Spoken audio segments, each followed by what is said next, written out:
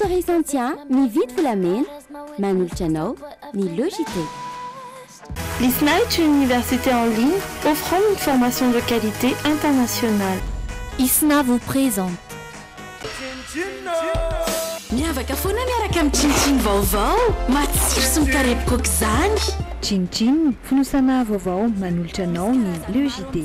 Oay, folaza mangirana tsy malefaka tsara ny volondry. Natura sady manitra sy tanora lalandavakoky indry a. Natura ihany kia. Vokatra Natura manolotra ho anao ny Logité. Nettoie manolotra ho anao ny Logité. Nettoie, liquide vaisselle misy hanitra mandarine, citron, pêche miel ary pomme verte.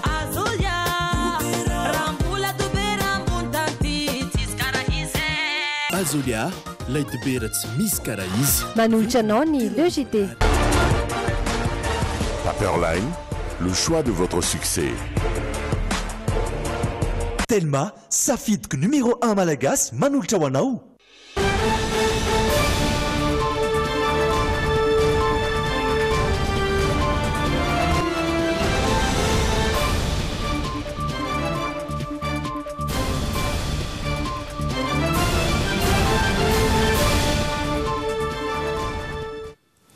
Miarabantsika ndray tomplasy tompo vavy amin'ity zoma faha enina amby roapolo ny volana oktobra ity ndreto izay mianadasy ny ekipa iray manontolo nolotra anao Logité androany arahantsika avy hatrany lohateny. Efa natonta manerana ny distrika ireo karapifizianana izay natao mitovy isa amin'ireo mpifidy voasoratra anarana hoy ny Seny androany. Vaky ny fonja ny Marofoto any Mahajanga, gadra 3 no tafaporitsaka, mpandraran'ny fonja iray kosa no voadaroka ary manaraka fitsaboana. Zaza valonjato no fantatra fa voan'ny kitrotro ny volana septambra sy oktobra teo raha nitatitry ny ministera ny fahasalamam-bahoaka. Hotaterina amintsika ato anatin'ny Logité ihany koa fa tsy araky ny tokony ho izy ny fitrandrahana sy ny fanondranana ireo vatosoa eto Madagasikara. Any ivelany izy aloharaka COD kosa no vehivavy filoham-pirenena voalohany aty amin'ny kontinanta afrikana. Asana mpanazana ary sika tompo kilasy tompo vavy anaraka ny Logité. Tsy ampianareo ely izay fandotsika anaraka avy hatrany ireo voisin songadina androany natokany ao anaty alahiny. Paperline, le choix de votre succès. Vibrez au rythme des couleurs Orlac. Trouvez Orlac partout à Madagascar. Ny lokon'ny vaovao miaraka amin'ny Orlac.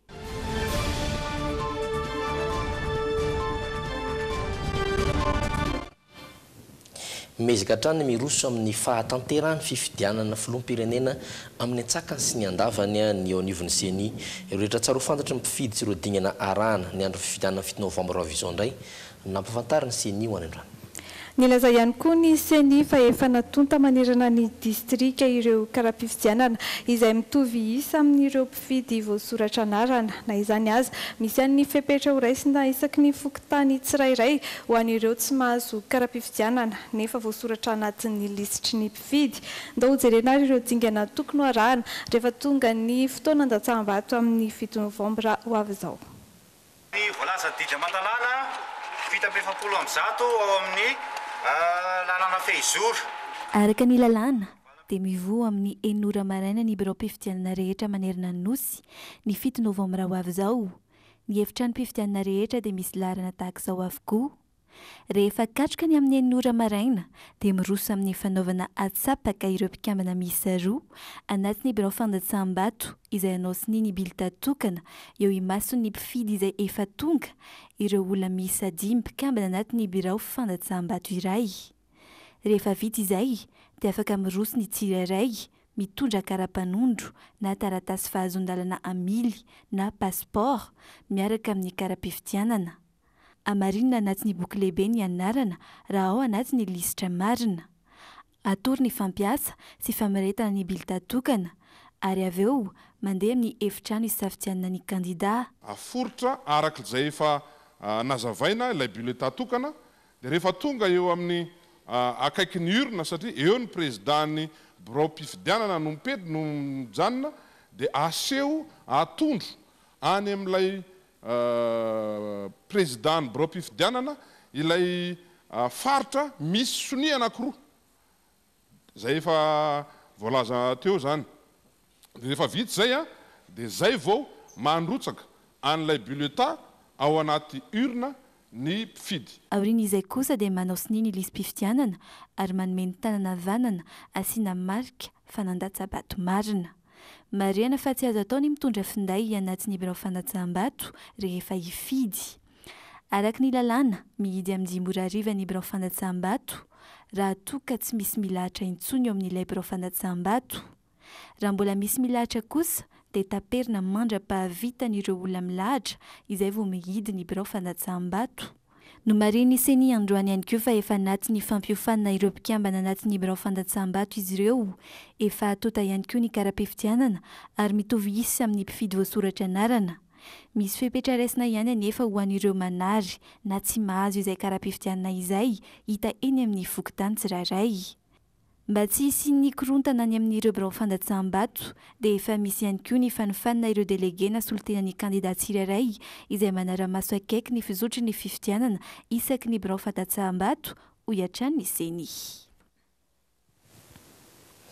Any anatin'ny journal spécial campagne électorale voatoizantsika indray izay vaovaon'ny fifidianana izay natokana anaovanao candidat fampelezan-kevitra eto amin'ny Dumine fa andao arahana ny vaovaon'ny trangam-piarahamonina omaly atoandro vaky ny fonja Marofoto any Mahajanga. Gadra telo ny tafaporitsaka ray voasambotra, ny roa hafa kosa mbola karoina. Mpandraran'ny fonja iray kosa no mbola manaraka fitsaboana eny amin'ny hopitaly satria torana noho ny daroka kobaina azo azy ka nafan'ireo voafonja nitsoaka. Efa nandray fepetra amin'ny fiambenana ireo toerana rehetra ahafahana mivoaka ny Mahajanga amin'izao fotoana ireo mpitandro ny filaminana ary etsakilana izay dia mitoy ny fikarohana ny Toussaint sy Itovo. Omaly alakamisy atoandro tokony tamin'ny ray ora latsaka teo no vaky ny fonjan'ny Marofoto teto Mahajanga. Voafonja miisa telo no tafaporitsaka. Ny Saoty Tambo tany ambadika rehefa iny izy ireo avy namely kobay ka nahatorana ny mpiandro fonja iray tao antoerana iny. Azo lazaina ho aingana ihany ny faninjehana satria tratra teny amin'ny manodidina teny ihany ny iray tamin'izy ireo, ny roa kosa mbola karoiny. Mitondra fanampanazavana tamin'ny zavaniseho omaly io ny lehibean'ny fonja eto Marofoto. Andriamatoa Mamory Samson Mohamady. Indrindra zany tokony teo amin'ny iray latsaka fahefany teo ny seho zavatra io tatao fonjabeny Mahajanga. Raha nivoaka nilaza andeha hihinana fanafody any amin'ny firme zany ny voafonja telo lahara eo dia ny entrée principale atao fonja manko ny baka amin'ny quartier anankiray ihany. Ka na izy mandalo aty Bevanty na izy mandalo Agnarina agny. Dia zalahy zany nisafidy hoe nandalo Agnarina agny. Ka rehefa nandalo Agnarina agny reo tonga dia nkamofona reo teo amin'ny poste 4. Ka rehefa nkamofona teo reo zany tafiditra nipoirindreo ny gadana teo amin'ny poste 4 dia miditra ao amin'ny garde ao reo. Dia momany izy miditra amin'ny garde ao moa androany ny visite de famille. Visite familiale zany tena maromarina kokoa. Tabataba be ny ato anatin'ny fonja dia maro be ny voafonja mivezivezy agnatin'ny couloir satria ho tonga ny fianakaviana hamangy. Ka ny maîtrise ataon'ny gardanay zany amin'izay hoe mijery les points sensibles fotsiny fa tsy dia mijery olona loatra hoe iza daholo no mivoaka aty. Kinandro nefa tafiditra atao agnatin'ny poste de garde reo vangoindreo koba le poste de garde atao safotra dia ilesolonao le grille de protection tany amin'ny 4 dia lasa izy telona. Dia rehefa nanao ezaka moa zahay tratrany anankiray fa mbola pery ny mitady le anankiroa tavela izahay ato amin'ny fonjabeny Mahajanga amin'izao miaraka amin'ny polisy sy zandaro ary miaramila. Efa nidina nijery ny fandehan-draharaha tetỳ amin'ny fonja Marofoto omaly ihany ireo tompon'andraikitra teto antoerana niaraka tamin'ny taleparitra ny fandrarana ny fonja eto Mahajanga. Miantso fanamafisam-piaramiasa amin'ireo mpitandro ny filaminana namana izy ireo amin'ny fiambenana ireo lalana rehetra mety ahafahana mivoaka ny tanàna.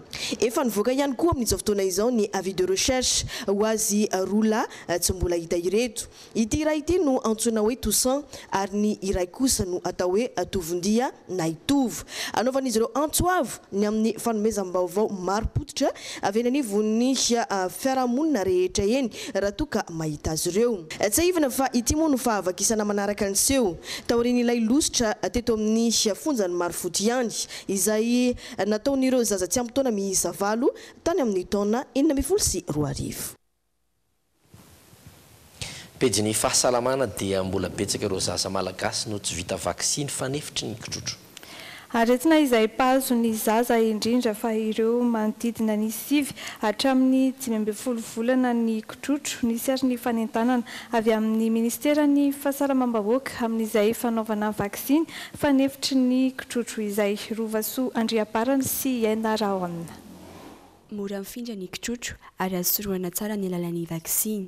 Raha ho an'ny eto Madagasikara, mbola tsy foana izany ary nahitana tranga voamarina maromaro nanomboka ny volana Septambra sy Oktobra. Distrika 4 avy amin'ny faritra Analamanga no nahitana ireo tranga ireo, dia tao amin'ny distrika Antananarivo Renivohitra, Atsimondrano, Avaratrano ary tany amin'ny distrika Ambohidratrimo. Nanao fanentanana ary androany avy eo anivon'ny ministeran'ny fahasalamam-bahoaka amin'ny anaovana vaksiny ireo zaza manodidina ny 7 ka hatramin'ny 12 volana mba hisorohana ity aretina ity.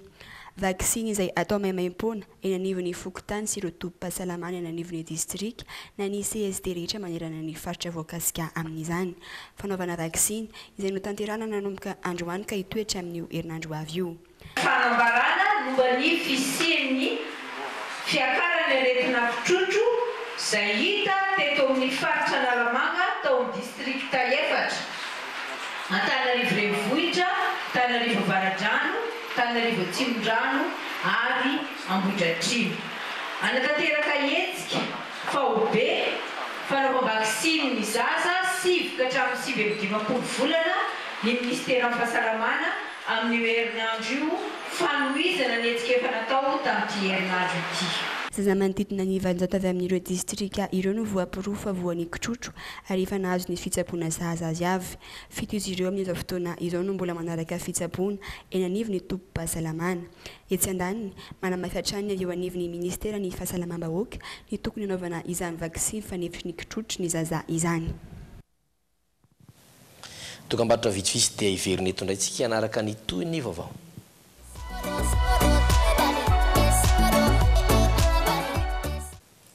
Ireo pejy ara-tsosialy no isan'ny bantoerana betsaka amin'ity tapany faharoa ty atombontsika eo amin'ny sehitry ny asa zany satria sokajiana ho isan'ny fanandevozana amin'ny endriny vaovao ny fampiasana zaza tsy ampy taona sy ny fivarotana olona. Iady amin'izay indrindra ary no antom-pisian'ny Alliance 8.7 vondrona manampy ireo firenena mpikamban'ny ONU hanafaingana ny famongorana ny asan-terivozina mandray anjara amin'izay ihany koa i Madagasikara satria ilaina ny fanatsarana ny fiainan'ny mpiasa mba ahafahana mampiroborobo ny toe-karen'ny firenena. Nandrindra ny sary momba izay fanatsiatsiana izay Stéphane Rakotomalala. Mahatratra 20 tapitrisa ny zaza tsy ampy taona efa miditra eo amin'ny sehatry ny asa maneran-tany raha ny tatitry ny OIT vondrona iraisam-pirenena misahana ny asa. Saika manao asa mety ampidi-dozana mamoafaty ny antsasak'ireo. Efa nisedra izany Bonita, tovovavy 12 taona avy any Toliara. Tsy nanambola mamako sy dadako. Dia lasa zany zaho nanao an'ilay. Ma mère et mon père. Tsy manambola ny ray aman-dreniko dia lasa nivarotenao. Nanomboka ny 17 hatramin'ny 20 taonako. Sokajiana ho isan'ny fanandevozana amin'ny endriny vaovao ny fampiasana zaza tsy ampy taona sy ny fivarotan'olona izay mariky ny fanitsakitsahana ny zoma olombelona ka antony mampijoro ny Alliance 8.7 vondrona manampy ireo firenena mikambany ONU hanafaingana ny famongorana ny asan-terivozana sy ny fanandevozana amin'ny endriny vaovao ao anatin'izany Madagasikara.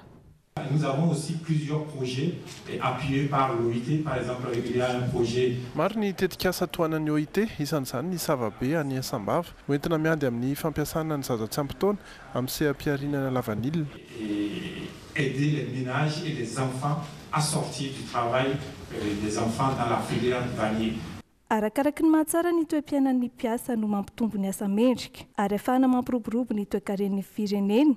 Noho izany samy manana solitena ao anatin'ny Alliance 8.7 na ny mpampiasa na ny mpiasa eto amintsika. Lehibe amin'ny firenena rehefa miandro ny zofototra amin'ny anisan'ny efa nijoroana hatramin'izay moa amin'ny mpampiasanay dia ny fiarovana ny zo fototry ny mpiasa ny fahatsarana sy ny fivoarany toetra amin'ny eo amin'ny tontolon'ny asa dia mitarika vokatra vetivety ho an'ny fampandrosoana itoekarena. Mariana fa efa misy volavolan-dalàna misa enina alefa diniany eo anivo ny parlemanta mikasika indrindra ny fanamafisana ny fiarovana ny zon'ny mpiasa malagasy. Eny fa na ireo manana antom-pivelomana any ivelany azy. Firenena manana renan-kibon'ny tany betsaka i Madagasikara indrindra ireo vatosoa sarobidy samihafa. Tsy voatrandraka araka ny tokony ho izy anefa izany ary tsy araka ny tokony ho izy ihany koa ny fanondranana ireo renan-kibon'ny tany ka tsy mampidi-bola betsaka manao ezaka goavana ho amin'izany ny ministeran'ny renan-kibon'ny tany izay tafaresaka tamin'ny Andry Lalyan'Andriamasy sy misy Arasafinjatovo. Very sasaka izay no azo anambarana ny fidiram-bola eo amin'ny sehatry ny fanondranana ireo vatosoa eto amintsika. 800 mahery amin'ny vola tokony hiditra amin'ireo mpandrara sy ho anaty kitapo-bola-panjakana no tsy tafiditra. Ny fomba fanondranantsika ireo vatosoa no antony lehibe mahatonga izany. Amin'ny ankapobeny ny vato eto amintsika ny vato sarobidy sy ny vatosoa no resahana eto dia aondrana brut. Kanefa izy ireny raha tahena eto toerana dia misy valeur ajoutée satria miteraka asa vaovao ary indrindra lafo bebe kokoa ny amarotana azy any ivelany. Samy mahazo tombony zany na ilay olona miasa ao amin'ilay izy na ny fitondram-panjakana zany hoe ny firenena satria samy mitombo ny atao hoe harikarena ny tsirairay. Ny izany ministerina renan-kibon'ny tany sy ny fitoeram-panofana momba ny renan-kibon'ny tany na IGM sy ny birao ny kadastry ny renan-kibon'ny tany eto Madagasikara na BCMM nanaovana fananana manokana ny fipahana vato izay tokony lalana azotsika tombony amin'ny fanondranana ireo vatosoa. Androany nandritra ny foara raisam-pirenena ho an'ny renan-kibon'ny tany teny amin'ny Mainine Business Center Ivato no nizarana ireo loka ho an'ireo telo voalohany avy tamin'ny fananana fipahana vato eo amin'ny sokajy master sy sokajy open. Ireny vato voapaika nazo ny telo voalohany ireny dia oentina aranty mandritra ny fampisehoana goavana iraisam-pirenena eo amin'ny vato soa sy vato sarobidy atao any Londres amin'ny volana Novambra ho avy izao. Feo amin'ny sehatry ny asa kosa indray. Olana mipetraka eto Madagasikara amin'izao fotoana ny tsy fampiny asa indrindra ho an'ireo tanora manana sarotra rahateo ny mitady asa sy famezaka mamaha olana ireo hetsika samihafa mba ahafahan'ny tanora maro ireo karazana asa misy eto Madagasikara. Mitondra ny fanazavana mikasika izay Irovasoa Andriabarany eo amin'ny sariny Stefan Rakotomalala. Fahalalana, fahaiza-manao ary fahavononana ireo amin'ny ankapobeny no takiany orinasa raha handray mpiasa vaovao izy ireo. Hatreto anefa tsy karitra fa mbola ambany ny tahany izany raha ho an'ny tanora malagasy. Manodidina ny 7,3 isanjato ireo tanora amin'izao fotoana izao no mbola marefo arakasa no ireo antony ireo. Iray apatelo ny tanora ihany no manana asa maro-potra eto Madagasikara.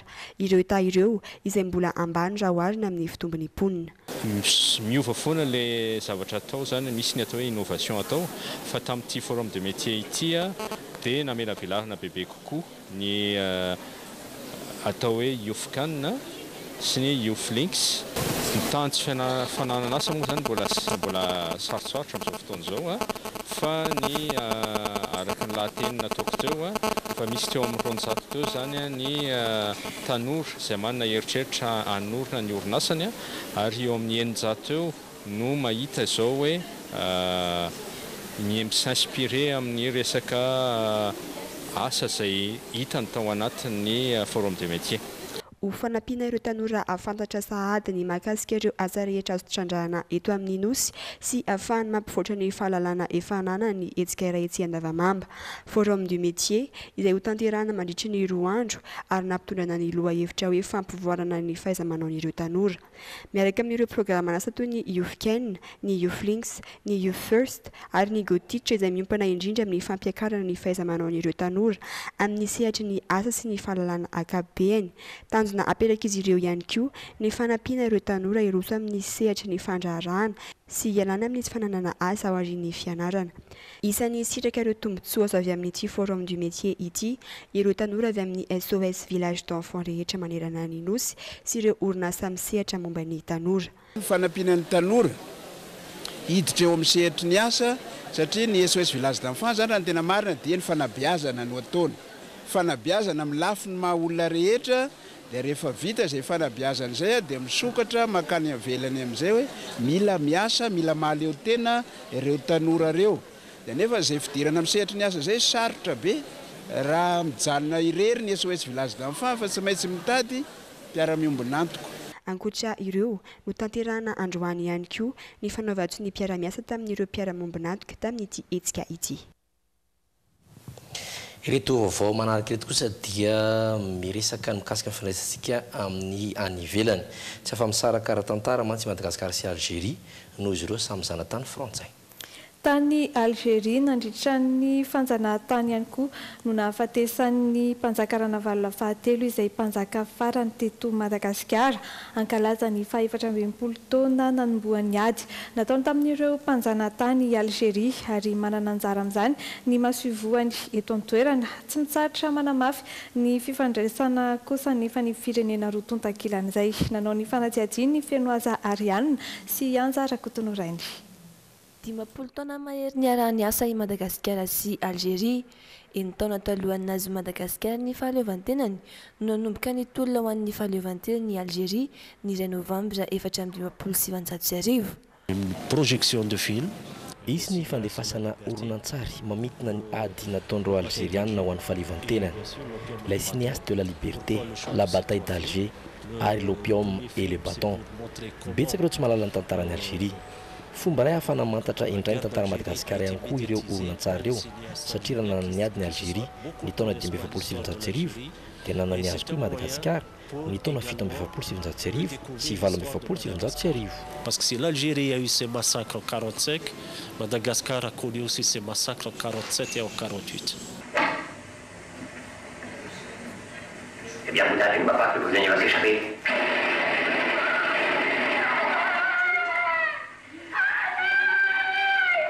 Nahatraro amin'ny 30 taona ny nahazana tiany any Algérie izay nanomboka ny 5 Jolay 1970.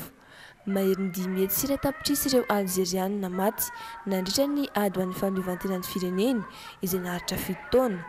Misokatra ho amin'ny malagasy rehetra io fifankalazana io atao amin'ny CMDLAC manomboka ny alatsinainy ho avy izao.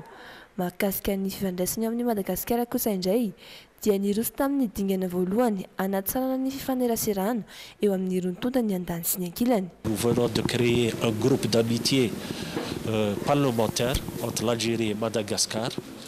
Vao avy nanangana vondrona vaovao ahafahan'ny parlemanta malagasy sy algériana mifandray izahay ary antemerim-pirenena malagasy koa etsy ankilany dia nanao tahaka izany. Un comité d'amitié malgache-Algérie. Tsy mijanona hatreo izany fanamafisana ny fifandraisana amin'ny Algérie sy Madagasikara izany ohatra mivaingana ny fifanakalozana ara-tantara tahaka izao. Eo amin'ny fifandraisantsika amin'ny Chine kosa dia mivoatra hatrany ny fifandraisana Madagasikara sy Chine amin'ny lafiny rehetra izay efa nisy an-taona maro. Profon'izany ny fahabesan'ireo malagasy nandray anjara tamin'ny fifaninanana no karakarainy ny mahasovoan'ny Chine teto Madagasikara. Ny fahitana ny fifandraisana eo amin'ny Madagasikara sy Chine izay kosa no lohahevitra tamin'ny fifaninanana. Pierre Dina Razafindramanana sy Yana Raon no mitatitra ny andinidininy. Ny taona 1970 no nanomboka ny sokatra tamin'ny firenendrehetra i Chine ary isan'izany Madagasikara. Anamafisana izay fiara-miasa izay no antony iray nahatonga azy ireo ny karakara fifaninanana ka nampifandraisana tamin'izany ny lohahevitra ny fahitana ny fifandraisan'ny firenena roa tonta. Izay no ezahany mpifaninana tsirairay navotra tao anatin'ny andian-jatsoratra vitsy. Anisan'ny ireo nandray anjara tamin'izany ary nahazo ny laharana voalohany Razanadrasoa Jeannette 15 taona. No ezahana naseho tao anatin'ny andian-jatsoratra ny lafy tsara sy ratsy ny fifandraisana teo amin'ny Madagasikara sy Chine. Raha za zany mampiavaka ny anga mandeha zao tsy hoe ny tsara foana andresahana fa misy maharatsy ny relation ndraindray misy ny disadisa ndraindray misy hoe inona ohatra le voangana momba n'le hoe vehivavy ny malefa tamin'ny Chine sy ny karazany zany nefa ny kosa tsy misy ny incidence diplomatique fa afaka nandravina amin'izay. Telonjato mahery ireo nandray anjara tamin'ny fifaninanana ka malagasy ny roa apatelon'izy ireo. Isa nampiseho ny fahavitrihan'ny malagasy ka nahatonga ny ambasadorn'ny Chine miasa eto Madagasikara nilaza fa hikarakara fifaninanana hafa indray izy ireo. Vonina hatrany Chine hiara-iasa amin'ny Madagasikara efa hita taratra izany amin'ny lafiny rehetra indrindra eo amin'ny fanatanterahana ny foto-drafitrasa. C'est une majeure initiative majeure surtout dans le domaine d'infrastructure. Androany no nanolorana ny lokan'ireo nandray anjara tamin'ny fifaninanana lanonana izay notanterahana teny amin'ny Paon d'Or Ivato. Irena koa netondratsika amin'ny vaovao iraisam-pirenena aty Etiopia. Lany filoham-pirenen'ny Etiopia ny alakamisy teo Isel Work Siude, izy zany no vehivavy filoham-pirenena voalohany aty amin'ny kontinanta afrikana, 20 taona izy izao voafidy hitondra ny Etiopia izao. Sambany teo amin'ny tantaran'ny Etiopia no vehivavy no lany filoham-pirenena taorian'ny fifidianana no tanterahana ireo parlementaira etiopiana ny alakamisy teo. Isel Work Siude zany no vehivavy filoham-pirenena voalohany aty amin'ny kontinanta afrikana. Saika diplômaty hatrany ny andraikitra nosahany talohan'izao ary efa imbetsaka izy no nitana ny toerana masoivo. Hita taratra amin'ny ity fifidianana filoham-pirenena ity fa manomboka misokatra amin'ny fampitoviana lenta ny lahy sy ny vavy ny sehatra politika ny Etiopia. Lasebatra voalohany amin'ny tsy fisian'ny fandriam-pahalemana ny vehivavy noho izany fanamiko voalohany ametraka fandriam-pahalemana amin'ny alalan'ny fanentanana ny vehivavy. 20 taona Isel Work Siude izao lany filoham-pirenena ny Etiopia izao.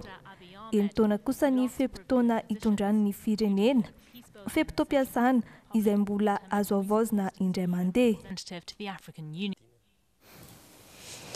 Irena koa no anakatonantsika ny pejy ny tapany voalohany logité iverina eto antsika aoriana dokam-barotra ireto.